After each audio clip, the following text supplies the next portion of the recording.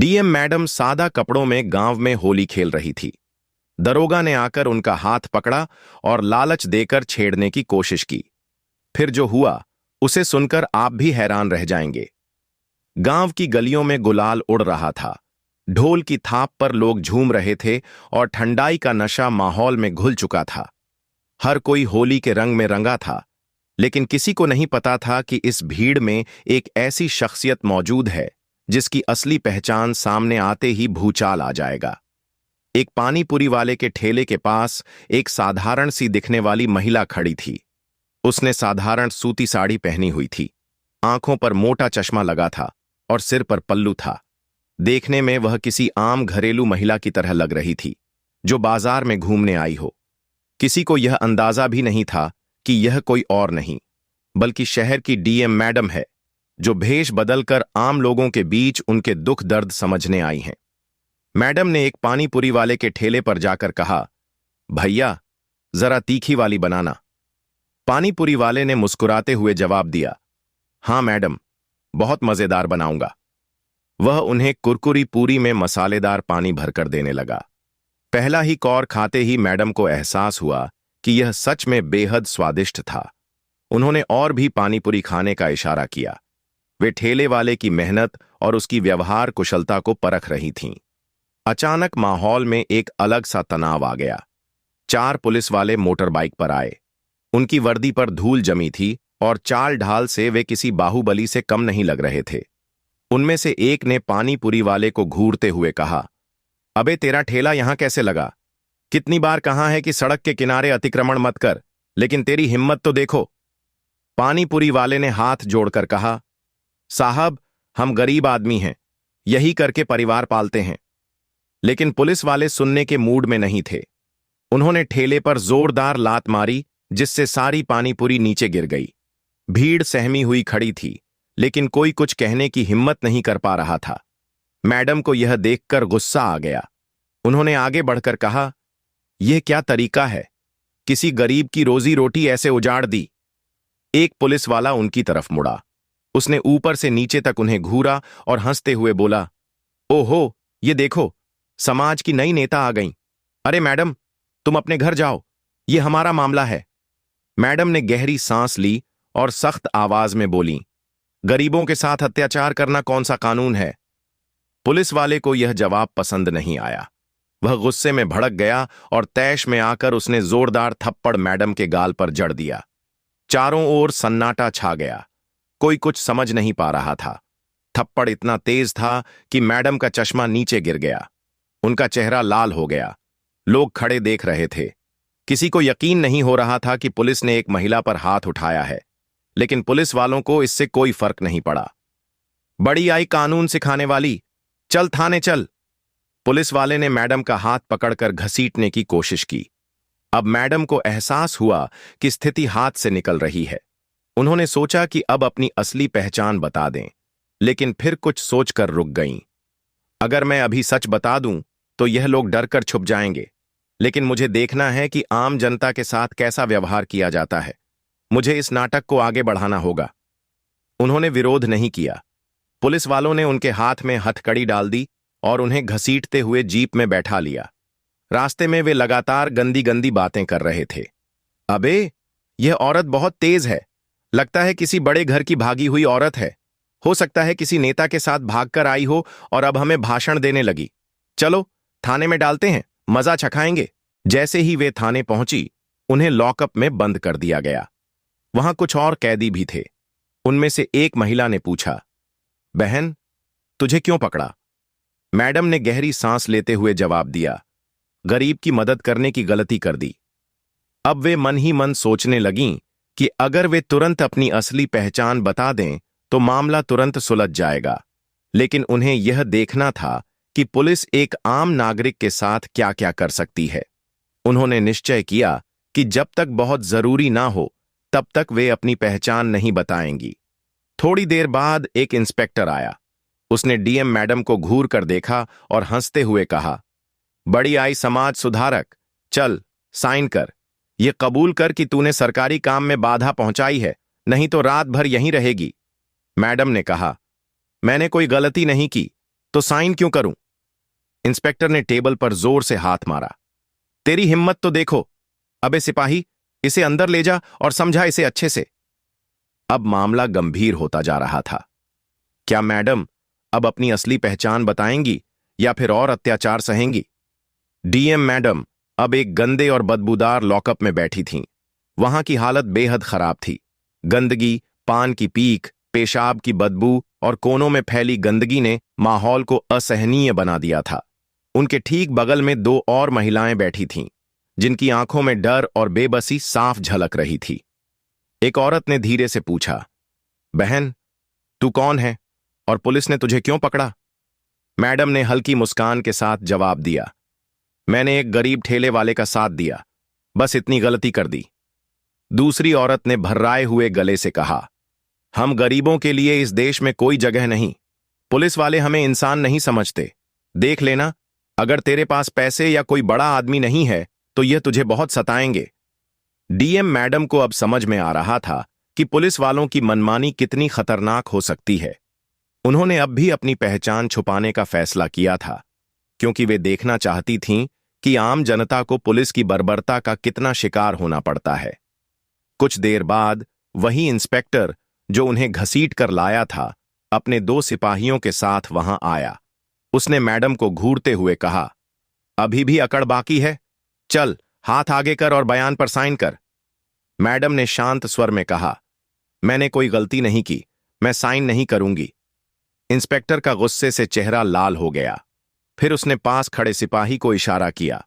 अचानक एक सिपाही ने आकर मैडम के बालों को जोर से पकड़कर खींचा, जिससे उनका सिर पीछे की ओर झुक गया। अब जबरदस्ती साइन करवाओ इससे, बहुत नेतागिरी झाड़ रही है, इंस्पेक्टर चिल्लाया। मैडम ने दर्द सहते हुए कहा, यह गलत है, यह अन्याय है। सिपाही ने ठहाका लगाया, बड़ी आई न्याय की देवी, यहां हमारा कानून चलता है, समझी? इसके बाद उन्होंने मैडम को पकड़कर जबरदस्ती उनकी उंगलियों से कागज पर निशाना लगाने की कोशिश की, लेकिन मैडम ने पूरी ताकत से अपना हाथ पीछे कर लिया और जोर से कहा, नहीं। इंस्पेक्टर और ज्यादा गुस्से में आ गया। उसने एक और सिपाही को बुलाकर कहा, इसकी अकड़ निकालो, समझाओ इसे अच्छे से। दो सिपाही आगे बढ़े और उन्होंने मैडम को पकड़कर जबरदस्ती लॉकअप से बाहर निकाला। फिर उन्होंने एक कमरे में ले जाकर धक्का देकर जमीन पर गिरा दिया। अब बता, मान जाएगी या और तरीका अपनाना पड़ेगा? एक सिपाही गुर्राया। मैडम ने सिर उठाकर उसकी आंखों में आंखें डाल दीं। उन्हें गुस्सा आ रहा था, लेकिन वे अभी भी संयम बनाए रखना चाहती थीं। तभी एक सिपाही ने आगे बढ़कर उन्हें जबरदस्ती उठाया और जोर से धक्का दिया, जिससे वे फिर से गिर गईं। फिर उसने एक लकड़ी की छड़ी उठाई और कहा, अब तू देख कितनी समाज सेवा करती है। तभी बाहर से किसी के तेज कदमों की आहट आई। एक अन्य पुलिस अफसर अंदर आया और गुस्से से बोला, क्या हो रहा है यहां? इंस्पेक्टर हड़बड़ाकर बोला, सर, यह औरत बहुत बदतमीज है, कानून का उल्लंघन कर रही है, सरकारी काम में बाधा पहुंचा रही है। अच्छा, और तुम लोग इस पर बल प्रयोग कर रहे हो? अफसर ने संदेह भरी नजरों से देखा। सर, आप जानते होंगे कि बिना किसी अपराध के किसी महिला को इस तरह टॉर्चर कर, यह बहुत चालाक है। इसे सही से सबक सिखाना जरूरी है। डीएम मैडम ने उस अफसर की आंखों में सीधे देखा और कहा, अगर आपको कानून की थोड़ी भी समझ है तो ना गैर कानूनी है। अफसर कुछ पल चुप रहा। फिर उसने इंस्पेक्टर को घूरा, बिना सबूत के इसे क्यों बंद किया है? इंस्पेक्टर थोड़ा असहज हो गया। सर, हमने इसे सड़क पर झगड़ा करते पकड़ा था। ये लोगों को भड़काने का काम कर रही थी। अफसर ने गहरी सांस ली और डीएम मैडम की ओर देखा। ठीक है, इसे यहां मत रखो, इसे कुछ घंटे बाद छोड़ देना। इंस्पेक्टर ने नाखुशी जाहिर की, लेकिन आदेश मानने के सिवाय उसके पास कोई चारा नहीं था। डीएम मैडम को वापस लॉकअप में डाल दिया गया। अब वे सोचने लगीं कि क्या उन्हें अपनी असली पहचान उजागर करनी चाहिए या और इंतजार करना चाहिए। इधर पुलिस वालों ने अपना दूसरा खेल शुरू कर दिया। उन्होंने जानबूझकर डीएम मैडम को परेशान करने के लिए बदबूदार कंबल दिया, जो शायद महीनों से धोया नहीं गया था। उन्होंने खाने में बचा खुचा और बासी खाना दिया, जिसे कुत्ते भी न खाएं। लेकिन मैडम के चेहरे पर कोई शिकन नहीं आई। उन्होंने सब कुछ सहने का निश्चय किया था, क्योंकि वे जानना चाहती थीं कि आम जनता को किस तरह का अन्याय सहना पड़ता है। अगली सुबह इंस्पेक्टर फिर आया। अबे, आज तेरी किस्मत अच्छी है, चल, तेरी जमानत हो गई। मेरी जमानत? मैडम ने आश्चर्य से पूछा। हाँ, तेरे जैसे लोगों को बचाने के लिए कोई ना कोई मूर्ख आ ही जाता है। वे उठकर बाहर आईं। बाहर एक पत्रकार खड़ा था जिसने उनके बारे में सुना था और उनके लिए आवाज उठाने आया था। मैडम, आप पर क्या आरोप हैं? कोई नहीं, सिर्फ इंसानियत दिखाने की सजा मिली थी, मैडम ने हल्की मुस्कान के साथ कहा। अब वे सोच रही थीं कि क्या अब समय आ गया है कि वे अपनी असली पहचान बता दें। डीएम मैडम अब भी लॉकअप के बाहर खड़ी थीं, लेकिन उनके चेहरे पर किसी तरह की घबराहट या परेशानी का भाव नहीं था। पत्रकार के सवालों का जवाब देने के बजाय वे चुपचाप पुलिस स्टेशन के चारों ओर देख रही थीं। वहां कुछ गरीब लोग अपनी शिकायत दर्ज कराने आए थे, लेकिन पुलिस वालों ने उन्हें धमकाकर भगा दिया। एक बूढ़ी महिला रोती हुई कह रही थी, साहब, मेरे बेटे को बिना वजह पकड़ लिया गया है। मैं आपसे हाथ जोड़ती हूं, प्लीज मेरी बात सुनिए।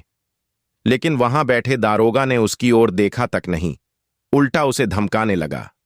भाग यहां से, वरना तुझे भी अंदर डाल दूंगा। मैडम का खून खोल उठा, लेकिन वे अब भी खुद पर काबू रखे हुए थीं। उन्हें अपनी पहचान बताने का सही वक्त चाहिए था।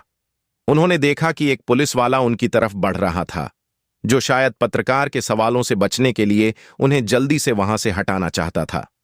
चल, भाग यहां से, तुझे जमानत मिल गई, अब ज्यादा तमाशा मत कर। वह पुलिस वाला गुर्राया। मैडम ने एक गहरी सांस ली और धीमे स्वर में कहा, जमानत किसने दी? तेरे बाप ने? नहीं दी, कोई और आया होगा, तुझे क्या फर्क पड़ता है? पुलिस वाला हंसा। पत्रकार ने तुरंत सवाल किया, मैडम, क्या आप हमें बता सकती हैं कि आपको किस आधार पर गिरफ्तार किया गया था, और क्या पुलिस ने आपके साथ कोई अनुचित व्यवहार किया? मैडम ने कुछ देर सोचा और फिर मुस्कुराते हुए कहा, अब समय आ गया है। उन्होंने जेब से अपना फोन निकाला और किसी को कॉल लगाया। दूसरी तरफ से आवाज आई, जी मैडम, आदेश दीजिए।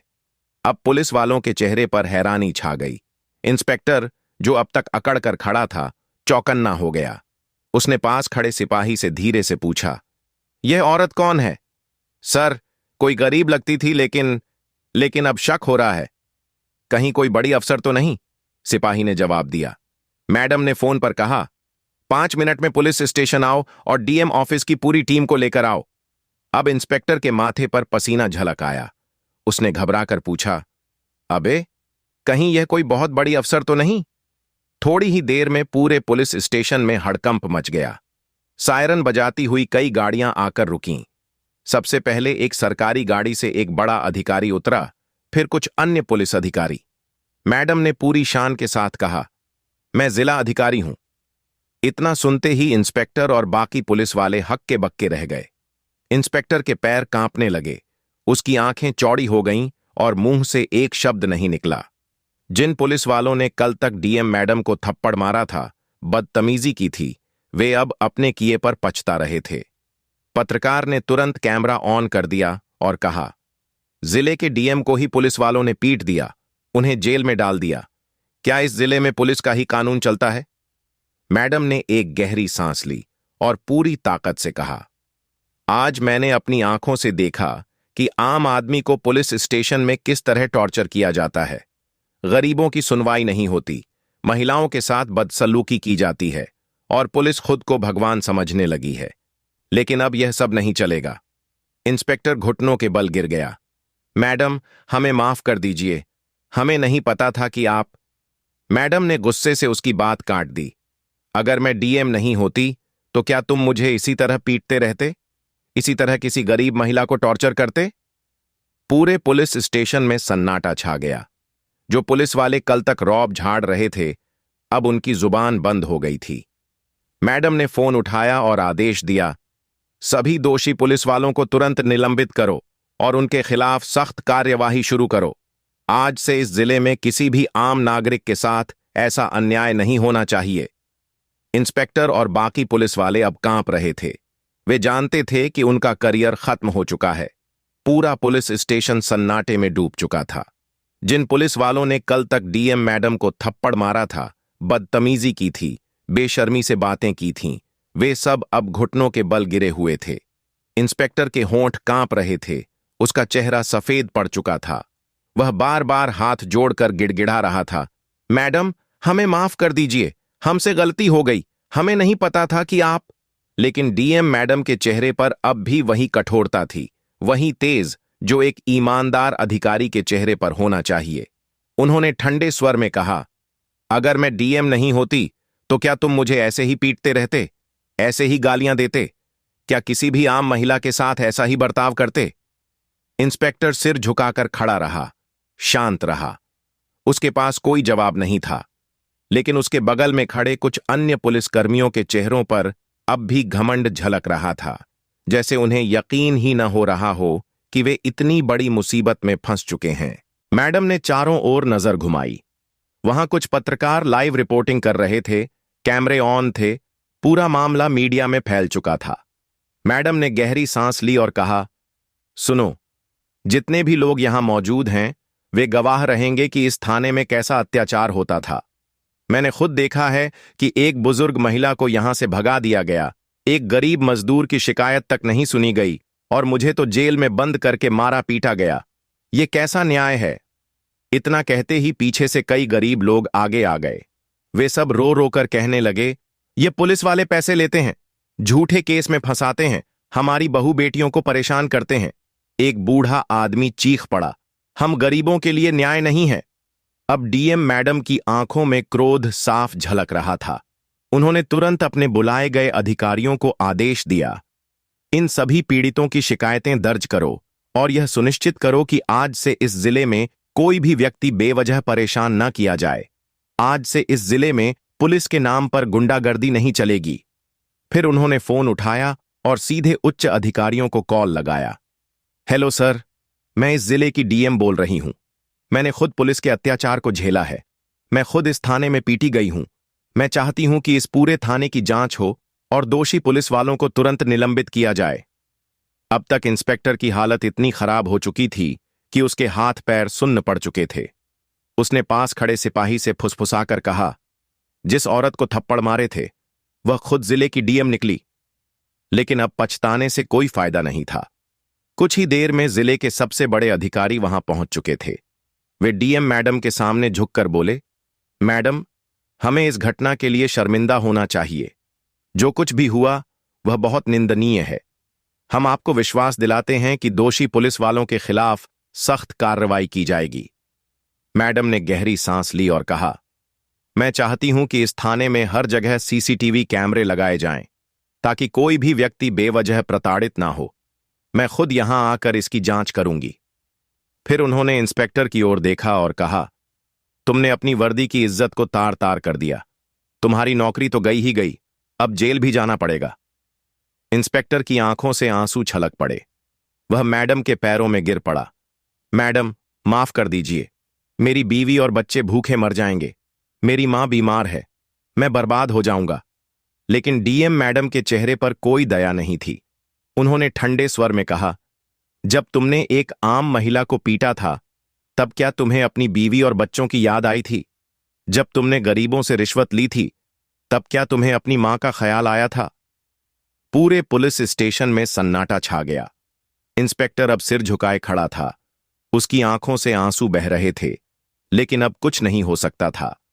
डीएम मैडम ने मीडिया की ओर देखा और कहा, आज मैं यह संदेश देना चाहती हूं कि कोई भी कानून से ऊपर नहीं है। अगर पुलिस वाले जनता के रक्षक बनेंगे तो वे सम्मान पाएंगे, लेकिन अगर वे अत्याचारी बनेंगे तो उनके लिए कोई जगह नहीं होगी। अब पूरे जिले में यह खबर फैल चुकी थी। सोशल मीडिया पर वीडियो वायरल हो चुका था। लोग डीएम मैडम की ईमानदारी और साहस की तारीफ कर रहे थे। वहीं दोषी पुलिस वालों को उनके अंजाम तक पहुंचाने की तैयारी हो चुकी थी। समय बीत चुका था, लेकिन पुलिस वालों की आंखों में डर और पछतावा अभी भी मौजूद था। डीएम मैडम का फैसला अब पूरे जिले में चर्चा का विषय बन चुका था। मीडिया के कैमरे लगातार उनके आसपास मंडरा रहे थे, लेकिन डीएम मैडम ने किसी भी प्रकार का समझौता नहीं किया। उन्होंने न केवल पुलिस वालों के खिलाफ सख्त कार्रवाई की, बल्कि उनके लिए एक उदाहरण पेश किया था।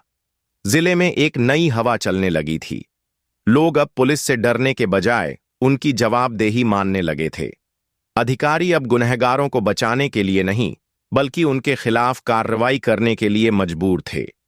डीएम मैडम ने सबको यह समझा दिया था कि अगर कोई शक्ति में है तो वह शक्ति का दुरुपयोग नहीं करेगा, बल्कि लोगों के भले के लिए उसका इस्तेमाल करेगा।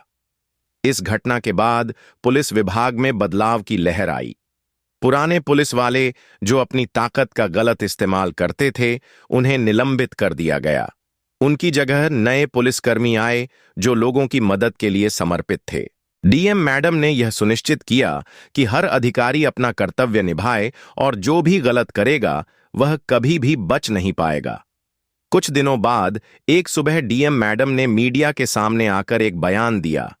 मुझे यह देखकर खुशी हो रही है कि इस जिले में अब लोगों का भरोसा पुलिस पर बढ़ने लगा है, लेकिन यह हमें समझने का समय है कि हमें अपने पद का इस्तेमाल न केवल कानून और आदेश बनाए रखने के लिए, बल्कि लोगों के भले के लिए भी करना चाहिए।